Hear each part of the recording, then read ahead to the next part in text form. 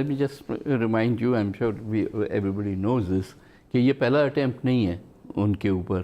ایک پہلے ایک اٹیمپٹ ہو چکا ہے, اس میں پھر پریشر اتنا بلڈ ہوا کہ ڈیٹ آف اپوائنٹمنٹ والے معاملات واپس بھٹ گئے. اب یہ دوسرا اٹیمپٹ ہو رہا ہے. یہ this will be a dark spot on the judiciary of Pakistan. لیکن اگر وہ بندے کی شہرت اچھی ہے, وسیم سجاد صاحب نے کوئی اف اور بٹ نہیں کیا, اس کے والد کا بتایا, پھر اس کا بتایا کہ ایز لائر کیا تھے, as chief justice Balochistan high court کیا تھے, ایز جج سپریم کورٹ ان کا رول کیا ہے. یہ فارمر پریزیڈنٹ ہے نا ہمارے ساتھ بیٹھے ہوئے, یہ بھی چھوٹی شخصیت نہیں ہے. یہ اس کو اسٹیمپ لگا کے دے رہے ہیں کہ یہ انٹیگریٹی والا آدمی ہے, تو پھر ہم یہ راستہ کیوں اختیار کر رہے ہیں؟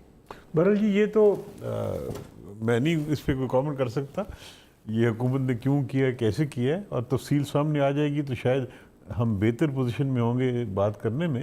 لیکن جو میں نے بات کی ہے ان کی جو ریپوٹیشن ہے, کیونکہ ہم بطور وکیل کے بھی دیکھتے ہیں, جنرل ان کی بھی ہوتی ہے, ان کے فیصلے بھی سامنے آتے ہیں, تو کچھ ججز ہوتے ہیں ان کے بارے میں عوام کو یا وکلا کو تو پتہ ہوتا ہے یہ کس کوالٹی یا انٹیگریٹی کے لوگ ہیں, تو وہ ان کی ایک اوپینین ہوتی ہے. تو ان کے بارے میں کوئی ایسی چیز سامنے نہیں آئی کہ کوئی ان پہ تنقید کرے ان کی انٹیگریٹی کے بارے میں. ویسے جو دبنگ جج ہے نا جی سپریم کورٹ اور ہائی کورٹ لیول پہ, اس کو قدر کرنی چاہیے, اس کو سینے سے لگا کے رکھنا چاہیے, کیونکہ عام طور پر لوگ فار سیل ہوتے ہیں, پیسوں کی خاطر وہ کچھ بھی فیصلہ کر جاتے ہیں. لیکن اگر ایک شخص وہ ہے جو پاؤں پہ کھڑا رہ کے سب کو فیس کرنے کے لیے تیار ہے, تو اس کی قدر کرنی چاہیے, اس کو دھکا نہیں مارنا چاہیے, اس کو بچانا چاہیے. دیکھا نا پاکستان میں جس کو بھی گرانا ہو, 3 ہتھیار ہیں جو استعمال ہوتے ہیں. ایک ہے غدار, دوسرا ہے کافر, اور تیسرا ہے چور ڈاکو.